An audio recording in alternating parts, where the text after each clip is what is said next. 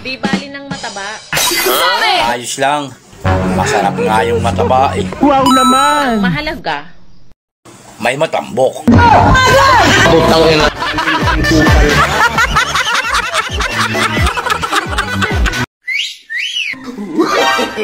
No. Wow naman! Wow! Wow! Putang ina. Okay na. Ready na ako. Siya nga pala.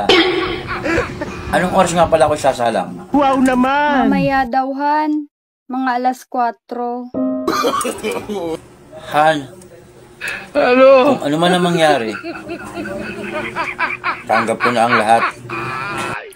I-promise mo lang sa akin na alagaan mo mga anak natin.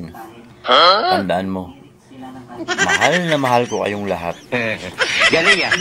At kung gusto mong mag-asawang muli, remember, kaligayahan mo pa rin ang agad ko. Putang ina. Magpapatuli ka lang. Ano pang drama? Ayaw, di ma. Sino mas gwapo sa inyong dalawa ng best friend mo? Tinatanong pa ba yan? Hindi pa ba halata? Siyempre ako. Sana all. Gwapo lang yung best friend ko pag hindi ako katabi. Ganun ba? Bakit?